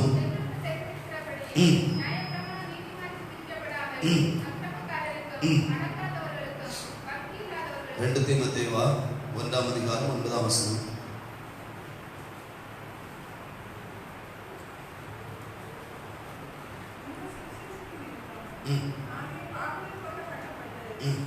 அது எந்த வசனம்? 2:9 வாசிக்கலாம். 2 தீமோத்தேயு 2:9. இந்த சுவிசேஷத்தின் நிமித்தம் தேவ வசனமோ வேதம் சொல்லுகிற பாருங்கள், அவருடைய வசனத்தை நாம் பற்றி கொள்ள வேண்டும். தேவனுடைய வசனத்தை நாம் பற்றி கொள்ள வேண்டும் அப்படின்னு பரிசுத்த வேதம் சொல்லுது. நமக்கு கொடுக்கப்பட்ட தேவனுடைய வசனம் ஒவ்வொரு நாளும் நாம் பற்றி கொள்ளும் போது நம்முடைய வாழ்க்கையில கர்த்தருடைய கிருபை வெளிப்பட்டு கொண்டே இருக்கும். கரங்களை உயர்த்துகிறார்களே சொல்லலாமா? வசனத்தை பற்றி கொள்ளுகிறவர்கள் சபையில இல்லை. எப்ப எந்த சபை எடுத்துக்கொள்ளுங்கள் பாருங்க, ஒரு ஊழியக்காரன் எடுத்துக்கிட்டா ஒரு ஸ்பெஷல் மீட்டிங்னா வசனத்தை பேசுறவங்க இன்னைக்கு குறைவு. ஏதோ ஒரு கட்டுக்கதை, ஏதோ ஒரு காமெடி, ஏதோ ஒரு வார்த்தை சொல்லி கடந்து போகிறார்கள். ஜனங்களும் சிரிச்சு கும்மாளம் போட்டு அப்படி கடந்து போறாங்க. அப்படி அல்லங்க. வசனத்தை பற்றி கொள்ளும் போது அதைத்தான் தேவன் நமக்கு தந்தது. ஆமென். எது ஆண்டவர் நமக்கு தந்தது? உங்களுக்குள்ளது எது தெரியுமா? தேவனுடைய வசனம். ஆமென் சொல்லுங்க. தேவனுடைய வசனத்தை அவர் நமக்கு தந்திருக்கிறார். இந்த கர்த்தர் நம்முடைய கரத்தில் தந்திருக்கிற வேதாகமம் ஏதோ ஒரு மனிதனால் எழுதப்பட்டதல்ல, பரிசுத்த ஆவியானவர் எழுதி நம்முடைய கரங்களில் கொடுத்திருக்கிறார். இந்த வேதத்தினோட வசனத்தை நம்ம பற்றி கொள்வோமேனா, இந்த வேதத்துல கஷ்ட நேரத்துல பதில் இருக்கு. இந்த நேரத்துல இந்த வேதத்துல சந்தோஷமா இருக்குமே என்ன செய்யணும்? வேதத்துல இருக்கு. நம்முடைய வாழ்க்கையில எல்லாவற்றுக்கும் பதில் பரிசுத்த வேதாகமத்தில் இருக்கிறது. ஆமென். வேதத்தில் உள்ள வசனத்தை நம்ம பற்றிக்கிட்டோம்னா நம்ம வாழ்க்கையில எந்த துன்பத்துக்கும் எந்த பிரச்சனைக்கும் பதிலை கொடுக்க என் ஆண்டவர் போதுமானவராக இருக்கிறார். அல்லேலூயா. இன்னைக்கு பைபிளை பற்றிக்கிட மாட்டேங்கிறோம். பைபிள் இருக்கு. எல்லா வீட்லயும் 4-5 பைபிள் இருக்கு. பைபிள் இல்லாம இல்ல. ஆனால் வேதத்தின் வசனத்தை பற்றி கொள்கிறோமா? ஆண்டவர் சொல்லி, நான் வருமளவு உங்களுக்குள்ளதை பற்றி கொள்ளுங்கள். எதை பற்றி கொள்ளுங்கள்? வேதத்தில் கர்த்தர் நமக்கு கொடுத்திருக்கிற வசனத்தை நாம் பற்றி கொள்ள வேண்டும். ஆமென். அல்லேலூயா.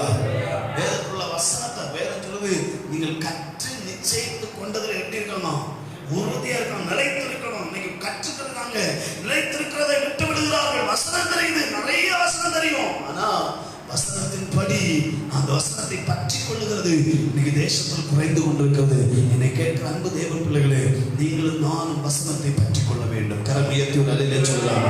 அந்த தியத்திரா சபை விசுவாசிகள் என்ன செஞ்சாங்களா? நான் ஏற்கனவே அந்த வசனத்தை எடுத்து காமிச்சேன், ஒரு முறை கூட காமிக்க விரும்புகிறேன். தியத்திரா சபை விசுவாசிகள் 2ஆம் அதிகாரத்தின் 24ஆம் வசனத்துல இந்த போதகத்தை பற்றி கொள்ளாமல், கர்த்தர் அவர்களுக்கு கொடுத்த வசனத்தை அவர்கள் பற்றி கொள்ளாமல் கொள்ளாமல் யாருடைய வசனத்தை பற்றி கொண்டாங்களா தெரியுமா? மேல 20ஆம் வசனம் சொல்லுது, இஸ்ரவேல் என்னும் ஸ்திரீனுடைய கள்ள உபதேசத்தை பற்றி கொண்டார்கள்.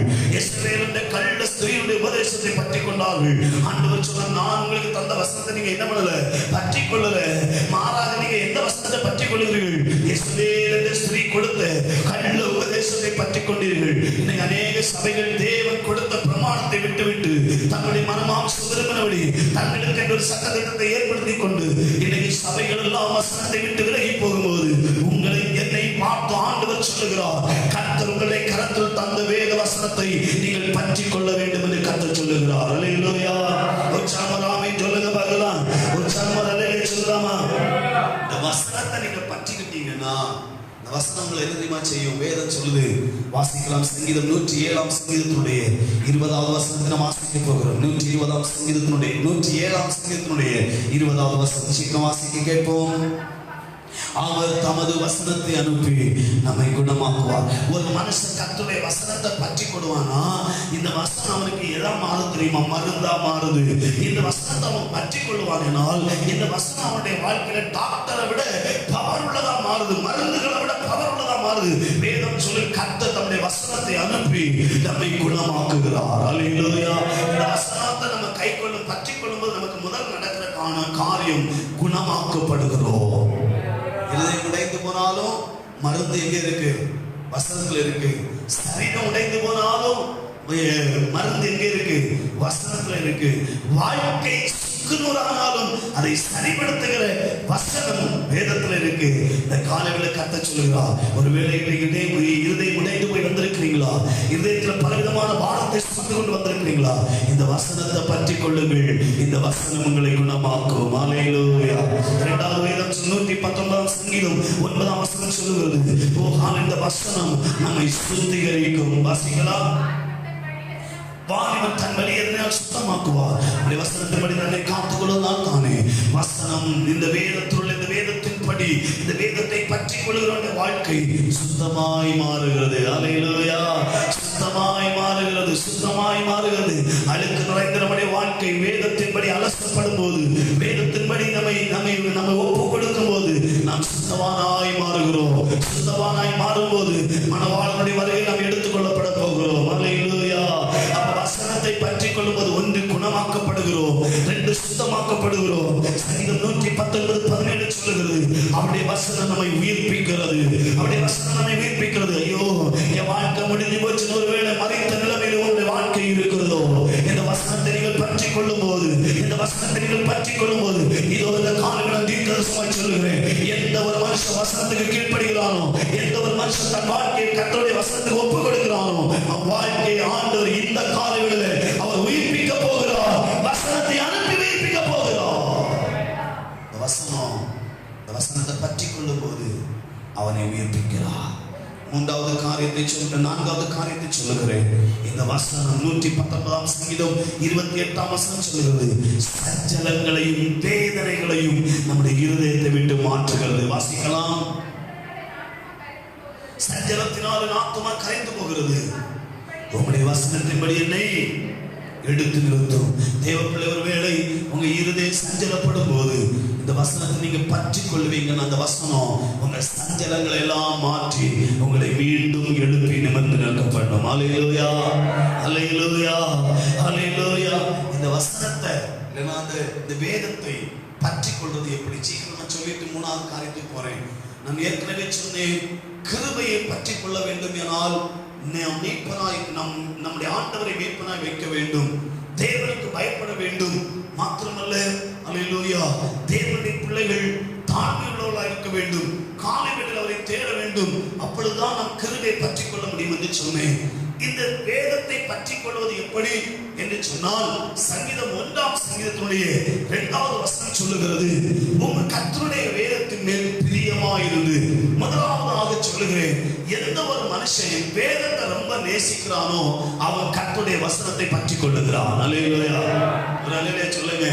வேதத்தை நேசிக்கிறவன் என்ன செய்வான் பாருங்க, ஒரு பொருளை நம்ம ரொம்ப நேசிச்சோம்னா எப்போ என் கூட இருக்கணும்னு என்ன பண்ணுவோம்? விரும்புவோம். அது போல கர்த்தருடைய வேதத்தை பிரியமாயிருந்து அப்படின்னு அர்த்தம் என்ன? ஒவ்வொரு நாளும் வேதத்தை நாம் தூக்குகிறவர்களாய் மாற வேண்டும். ஆமென்.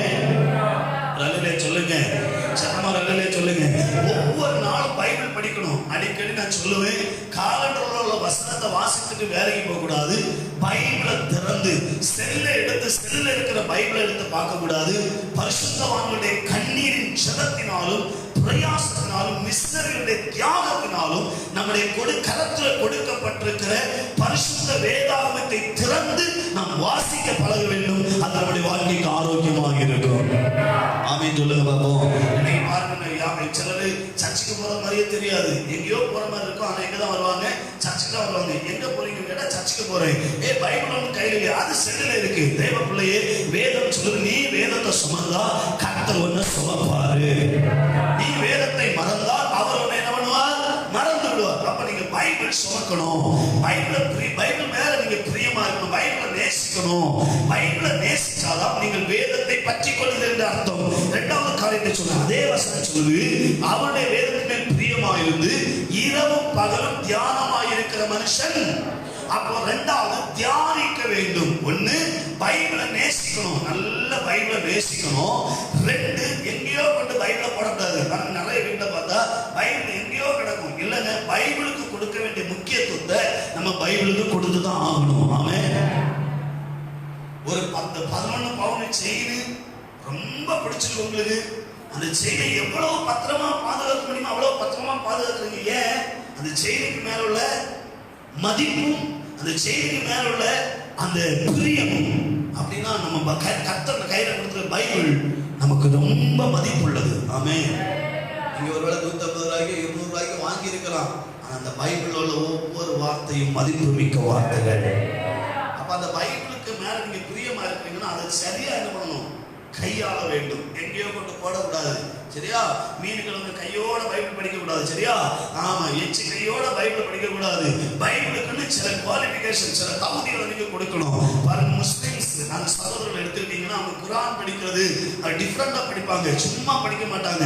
முழங்கால், ஆஃப் முழங்கால் நின்று அதுக்குன்னு ஒரு பலிபீடத்தை செஞ்சு அந்த பலிபீடத்துக்கு மேல பைபிளை வச்சுதான் என்ன பண்ணுவாங்க? படிப்பாங்க.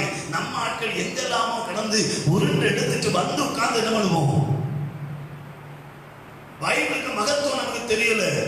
வேதத்தின் மேல் பிரியமா இருக்கிற வேதத்தை முத்தமிடுவார், வேதத்தை நேசிப்பார். அல்லேலூயா.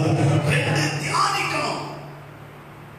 ஒரு வசனத்தை ஒரு முறைக்கு 3 முறை வாசிங்க, அதுதான் தியானம். அதன் மூலமா ஏதோ ஒரு வார்த்தை ஆண்டவர்களோடு பேசுவார், அதுதான் தியானம்.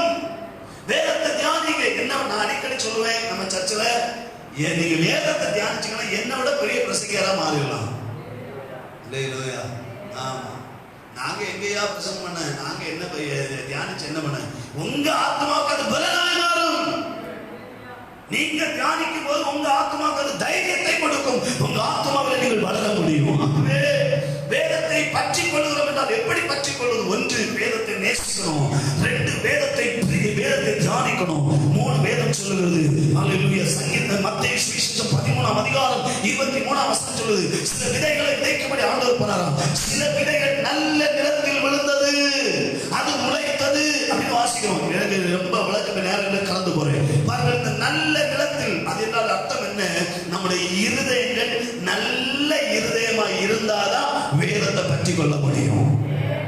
இது வேதத்துல இருதயத்துல திருக்கும் வைராக்கியமும் மூர்க்கமும் அதுவும் இதுவும் வச்சுட்டு பைபிளை படிச்சா பைபிள்ல இருந்து ஒரு வார்த்தை நமக்கு என்ன பண்ணாது? சில நேரம் புரியவே செய்யாது. ஏன் புரியாதுன்னா இருதயம் சுத்தம் இல்லை. கற்பாறை இருதயமா இருக்கு, முள்ளுள்ள இருதயமா இருக்கு, வடிவரமுள்ள இருதயமா இருக்கு. நல்ல இருதயமா இருக்கும்னா நம்ம வேதத்தை பற்றி கொள்ளுகிறோம் என்று அர்த்தம். சரியா? சரி, இதோட முடிப்போம். 3வது காரியத்துக்குள்ள போறேன். 1 சொன்னேன், எதை பற்றி கொள்ளுங்கள்? கிருபையை பற்றி கொள்ளுங்கள். 2 சொன்னேன், எதை பற்றி கொள்ளுங்கள்? கர்த்தருடைய வேதத்தை பற்றி கொள்ளுங்கள், வசனத்தை பற்றி கொள்ளுங்கள். இந்த உலகத்துல எது நிக்குதோ இல்லையோ கர்த்தருடைய வேதம் தான் நிற்கும். ஆமென். கர்த்தருடைய வசனம் மட்டும் தான் நிற்கும். பிரசங்கம் பண்ற ஊழியக்காரன் மரித்து போவான், பிரசங்கம் பண்ற ஊழியக்காரன் மரித்து போவான், உங்களை ரட்சிக்கிற இடத்துல விசுவாசி மரித்து போவான். ஆனா அந்த உலகத்துல ஒன்றே ஒன்று நிற்கும், கர்த்தருடைய வேதம் மாத்திரமே. வேதத்தை நீங்க ரொம்ப பற்றி கொள்ளணும்னா 3 காரியம் செய்யணுமா? 1, வேதத்தின் மேல் பிரியமா இருக்கணும், வேதத்தை தியானிக்கணும். வேதம் சொல்லுது, நல்ல இருதயம் உள்ள இருதயமாய் நம்முடைய இருதயம் மாறணும். அப்பதான் நம்ம வேதத்தை பற்றி கொள்கிறோம் என்று அர்த்தம். 3வது காரியத்துக்குள்ள போக விரும்புகிறேன். வெளிப்படுத்துற விசேஷம் 3ஆம் அதிகாரத்தினுடைய 14வது வசனத்தை வசனத்தை வாசிக்கும் போது, இதோ சீக்கிரமாய் வருகிறேன், ஒருவன் உன் கிரீடத்தை எடுத்துக் கொள்ளாதபடிக்கு உனக்குள்ளதை பற்றி கொண்டிரு. உங்களுக்கு உள்ளது என்ன தெரியுமா? கிரீடம். என்னது? கிரீடம். பாருங்க, எப்ப கிரீடம் கிடைக்கும்? ஒரு காரியத்துல வெற்றி பெற்றால் எது கிடைக்கும்? எது கிடைக்கும்? ஒரு ஓட்டப்பந்தயம் ஓடலாம், ஓடி வெற்றி பெற்றால் தான் அவனுக்கு அதுக்கான கிரீடம் கிடைக்கும். ஒரு போட்டியில கலந்து கொள்ளுகிறான், அந்த போட்டியில் அவன் வெற்றி பெற்றால் தான் கிரீடம். வேதம் சொல்லுகிறது. யார் எந்த சபைக்கு இதை சொல்லுகிறார்? 6வது சபையாகிய பிலதெல்பியா சபையை பார்த்து சொல்றாரு, எப்பா உனக்குள்ள கிரீடத்தை என்ன பண்றாத? விட்டுறாத. உனக்குள்ள கிரீடத்தை பற்றிக்கொள். தேவ பிள்ளைகளே, இந்த உலகத்துல பலத்தின் மிகுதினால் 80 வருஷம் நாம் வாழ போறோம். ஆனா எல்லா மனுஷனுக்கும் மரணம் உண்டு. மரணம் இல்லைன்னா ஆண்டவருடைய வருகையில் எடுத்துக் கொள்ளப்படும். ஏதோ ஒன்று நடக்கும். அதுக்கு பிறகு வெற்றி பெற்ற பிறகு நமக்கு ஒரு கிரீடம் உண்டு. அந்த கிரீடத்தை நாம் இப்பொழுதே பற்றிக் கொள்ள வேண்டும். அவர் என்ன சொல்றாரு?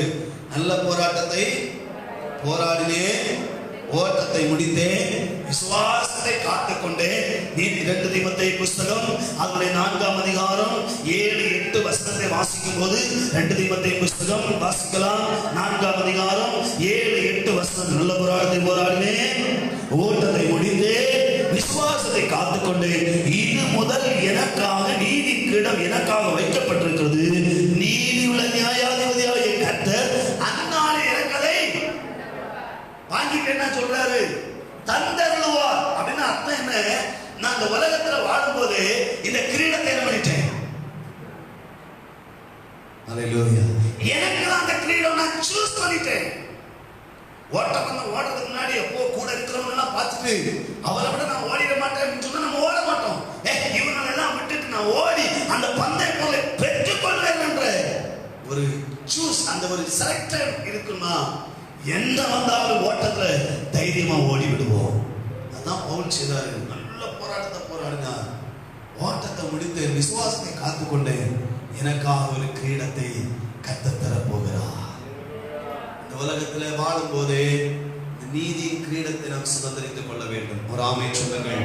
அதை பற்றிய இதுக்காக தான். எதுக்காக கிறிஸ்தவ வாழ்க்கை வாழ்றீங்க அப்படின்னு கேட்டா, காய்ச்சல் மாறிச்சு அதனால கிறிஸ்தவமா மாறிட்டேன், இல்லைன்னா யாரோ பணம் தந்தா, அப்படிலாம் இல்லைங்க. நான் ஒரே ஒரு காரியம் சொல்லுவேன். நான் ஏன் இந்த கிறிஸ்தவ வாழ்க்கை வாழ்ந்து கொண்டிருக்கிறேன் என்றால், எனக்காக ஒரு கிரீடம் இருக்கிறது. அந்த கிரீடத்தை நான் பெற்றுக் கொள்ள வேண்டும். வேதத்துல 3-4 கிரீடம் இருக்கு. சீக்கிரமா சொல்றேன். 1 நீதி கிரீடம். நம்ம இந்த உலகத்துல வாழும் போதே இந்த கிரீடத்தை எல்லாம் சம்பாதிச்சிடணும். 1 நீதி கிரீடம். 2 எரேமியா தீர்க்கதரிசி புஸ்தகம் 13ஆம் அதிகாரம் 18ஆம் வசனம் சொல்லுகிறது, மகிமையின் கிரீடம். மகிமையின் கிரீடம். இந்த மகிமையின் கிரீடத்தை நம்ம சுதந்திரிக்கணும். கர்த்தருக்கு சித்தமான இந்த கிரீடங்களை ஒரு நாள் நான் விளக்கி பேசுறேன். இன்னைக்கு சொல்லி போறேன். 4 விதமான கிரீடத்தை நம்ம சுதந்திரிக்கணும். 1 நீதி கிரீடம், 2 மகிமை கிரீடம். வேதம் சொல்லுகிற 1 கொரிந்தியர் புஸ்தகம் 9ஆம் அதிகாரம் 24-25 வசனம் சொல்லுகிறது, அழிவில்லாத கிரீடம். இந்த அழிவில்லாத கிரீடத்தை நம்ம சுதந்திரிக்கணும். 1 பேதுரு 5:4 சொல்லுகிறது, வாடாத கிரீடம். அந்த வாடாத கிரீடத்தை நம்ம சுதந்திரிக்கணும். அல்லேலூயா. இந்த உலகத்துல வாழும் போதே கர்த்தர் நமக்கு தந்த கிரீடத்தை நாம் பற்றிக் கொள்ள வேண்டும். விசுவாச வாழ்க்கையில பல தடைகள் வரும். ஓட்ட பந்தயத்துல பல தடைகள் வருவது போல, பல பிரச்சனைகள் வருவது போல, கிறிஸ்தவ வாழ்க்கையில் பல போராட்டங்கள் உண்டு. ஆனாலும் அவை நடுவிலே நாம் வைராக்கியமாய் கிறிஸ்துவுக்காக நிற்போம் எனால் நிச்சயமாய் சொல்லுகிறேன், நாம் அவர் வரும் அளவும் பற்றி கொள்ள வேண்டியதை பற்றி கொள்ளும் போது நாம் ஜெயமுள்ளவர்களாய் மாறுகிறோம். அல்லேலூயா. ஜெயமுள்ளவனாய் மாறும் போது அவரோடு கூட நாம் சிங்காசனத்தில் உட்காரும்படிக்கு அவர் நமக்கு அருளி செய்ய போகிறார். இந்த காலை விளமையான தேவனுடைய பிள்ளைகளே, நாம் பற்றி கொள்ள வேண்டிய 3 காரியங்கள். 1 கிருபை, 2 கர்த்தருடைய வேதம், 3 கிரீடம். இந்த 3 காரியத்தை நாம் பற்றி கொள்ளும் போது மணவாளன் சீக்கிரம் வரப்போகிறார். அவரோடு கூட போக கர்த்தர் நம்மை ஆயத்தமாக்குவாராக. கர்த்தர் இந்த வார்த்தையும் நம்ம ஒவ்வொருவரையும் ஆசீர்வதிக்கிறார். எல்லாரும் வளர்ந்து போயிடுமா? கண்களை மூடுமா? நாம் ஜெபிக்க போகிறோம். அல்லேலூயா. இந்த நாளிலும் ஆண்டவருடைய பிள்ளைகளாக நாம் அல்லேலூயா நமக்கு உள்ளதை பற்றி கொள்ள வேண்டும் என்று வேதம் சொல்லுது. என்ன வந்தாலும் நம்புக ஆண்டவரே, யார் கைவிட்டாலும் ஆண்டவரே பேசுவது ஆண்டவரே என்று சொல்லி அவரை பற்றி கொள்வோமா? அவரை பற்றி கொள்வோமா? வேதம் உம்மை உறுதியாய் பற்றி கொண்ட மனதை உடையவன் உம்மையே நம்பி இருக்கிறபடியா நீர் அவனை பூரண சமாதானத்தோடு காத்து கொள்ளுவீர். நிச்சயமாய் ஆண்டவரை பற்றி கொள்ளுவர்களுக்கு ஒரு நன்மை குறைபடாது. ஆண்டவரை பற்றி கொள்ளுவர்களுக்கு ஒரு நன்மை குறைபடாது. இந்த நல்ல நாளில் நம்ம ஒரு நிமிஷம் முழங்கால் படிட்டு ஹல்லேலூயா ஹல்லேலூயா. உம்மை நாங்கள் நம்புவோம் ஆண்டவரே, உம்மை நாங்கள் நம்புகிறோம் ஆண்டவரே. ஹல்லேலூயா. அப்படியே நம்முடைய கரங்களை உயர்த்தி ஆண்டவரை பார்த்து சொல்லுமா, நம்புவே இயேசுவை நம்புவே இயேசுவை நம்புவே இயேசுவை நம்புவே இயேசுவை. அத்திமரம் துளிர்விடாமல் ஆட்டு மந்தை முதலச்சாலு.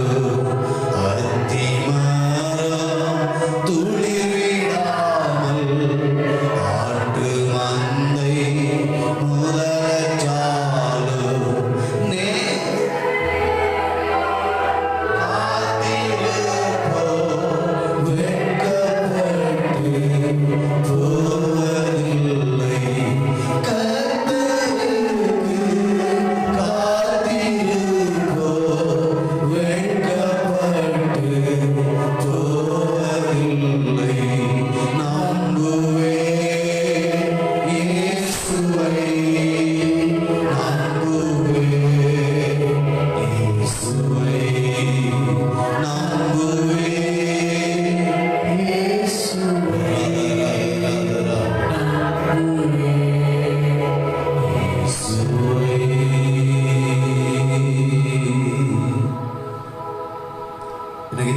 சபை பார்த்து ஆண்டவர் சொன்னார், சபையே நான் வருமளவும் உனக்குள்ளதை பற்றி கொண்டிரு.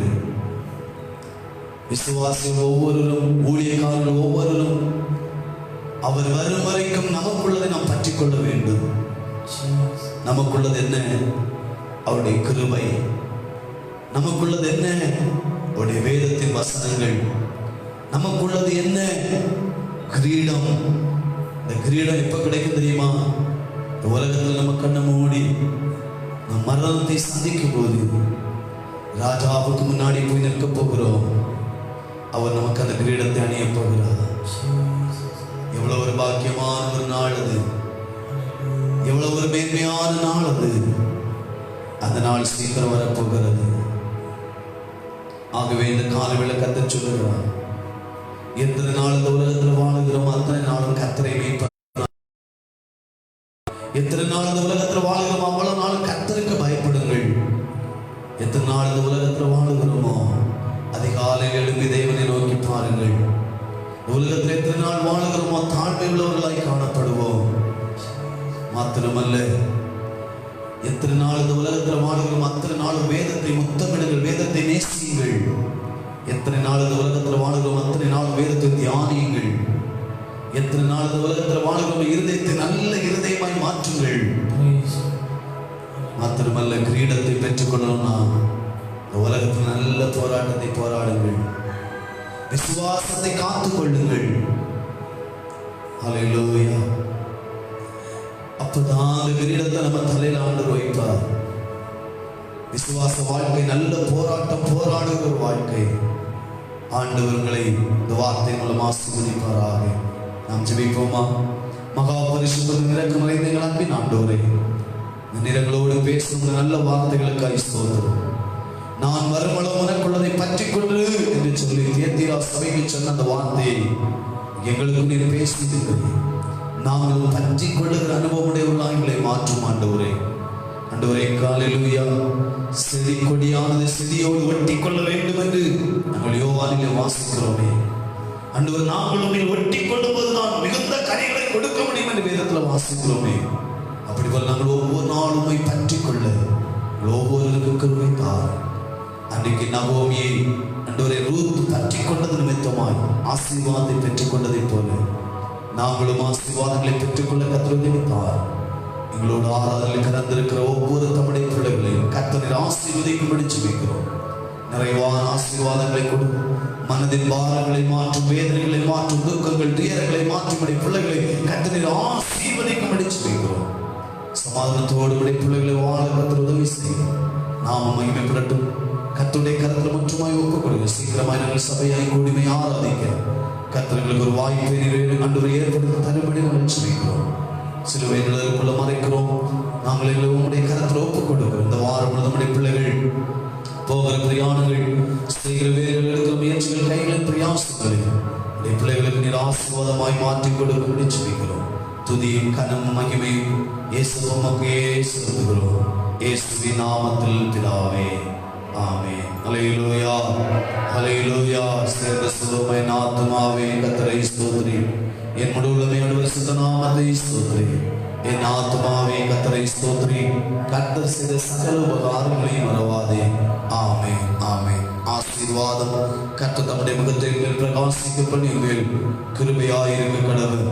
கர்த்தர் தம்முடைய முகத்தை மேல் பிரசன்னமாக்கி உனக்கு சமாதானம் கட்டளை கடவுள். நம்முடைய கர்த்தராகிய இயேசு கிறிஸ்துவின் கிருபையும் பிதாவாகி தேவனுடைய அன்பும் பரிசுத்த ஆவியின் ஐக்கியம் சிநேகம் பாதுகாப்பும் இன்னும் சகல நாட்களில் சகல பரிசுத்தவான்களோடு இந்த ஆராதனைகளோடு கலந்த ஒவ்வொரு தெய்வ பிள்ளைகளோடும் தேசத்தோடும் ஆண்டவராகிய இயேசு கிறிஸ்துவின் இரண்டாம் வருகை வரைக்கும் தங்கியிருந்து ஆசீர்வதித்து நடத்துவதாக. ஆமென், ஆமென், ஆமென். ஹல்லேலூயா. Praise the Lord. கர்த்தர் உங்களை ஆசீர்வதிப்பாராக. God bless you. கர்த்தர் உங்களோடு இருப்பாராக.